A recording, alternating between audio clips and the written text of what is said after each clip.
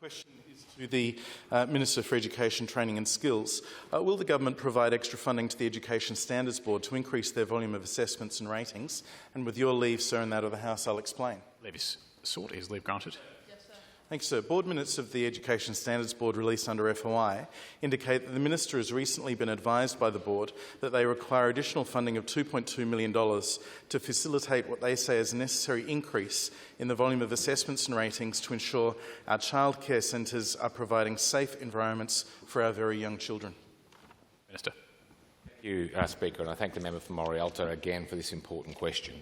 And I know as a former Minister for Education, he understands only too well the issues that we face in terms of the role that the Education Standards Board plays in being a regulator under the national regulations in terms of the quality, safety and standards that need to be met by our childcare, preschool, out-of-school hours care, vacation care and other learning and care institutions, and that there has been a long-standing issue, Mr Speaker, around the capacity of the ESB, the Education Standards Board, to be able to carry out their job and keep pace with the number of checks of those sites that it is supposed to do each year. And there, of course, some members may have seen yesterday, I think it was, a very interesting article in the Adelaide Advertiser by Lauren Novak, which went into some important detail around some of the challenges that we are facing, particularly in terms of staffing with out-of-school hours care.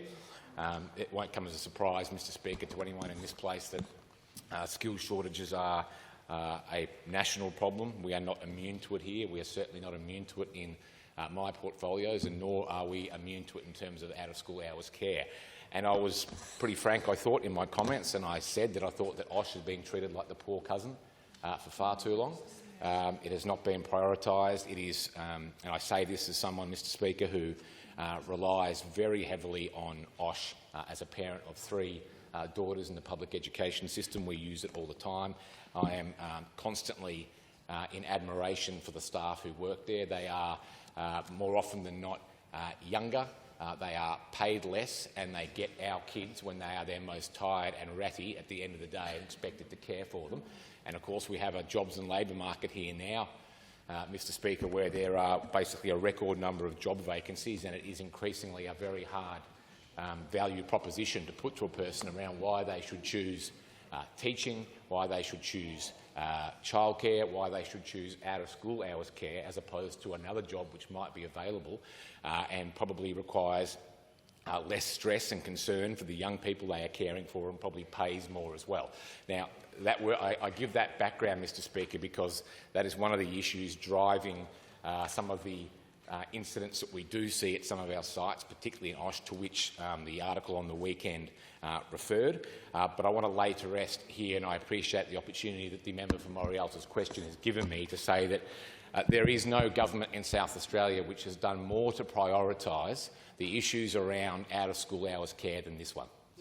We might only be 16 months in, Mr Speaker, into our term here, but there is no South Australian government that has done more to prioritise the issues that the early years sectors face than the Malinascus Labor government. Because, Mr Speaker, it was out of opposition that we announced, along with the Deputy Premier and the Premier, and it was the Deputy Premier who actually drafted the first terms of reference, and we sat down and all agreed that we absolutely need to have a terms of reference or term of reference in there, which deals with issues around accessibility, affordability and quality of OSH. And I can tell you, in terms of your specific question, member for Morialta, I may defer to the Treasurer for specifics, but I understand that there is provision in the budget. That, of course, is the Treasurer's purview, and I am confident that some funding towards ESB should be a part of that provision. We have received the Royal Commission's interim. We have received the Royal Commission's interim recommendation, which I think amounts to about $2.2 million that is needed. And we are absolutely clear on this side of the House how important that is, and I very much look forward to hearing a bit more about what might be coming in the budget later in the week. Very well. Supplementary. Member for Morialta. The Minister, is the $2.2 million the Minister just referred to coming out of the allocation for public schools as provided in the Gonski Agreement? Minister. Well, I would probably refer the member for Morialta to Thursday's budget. It's just a couple of sleeps now. It's not long to go.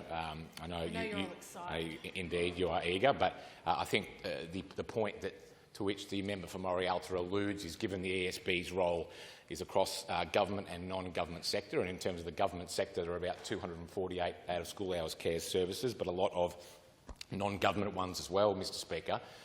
Would it be right if we were to fund the money that is coming from or to the ESB, I hope, to go towards making sure they can keep pace with the cheques to come out of Gonski money, which is for the public system. Now, listen, I don't envisage that would be the case, but it is something that will be dealt with not only in the budget, but once we receive the final recommendations from the Royal Commission in August. We're not going to jump the gun.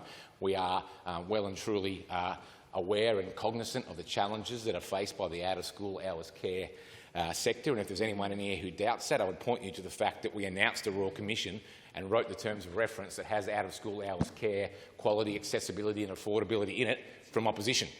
And there is no government in this state that has done more to prioritise this, and I well and truly intend to make it, I hope, a long-standing focus for me as long as I am lucky enough to be in this job.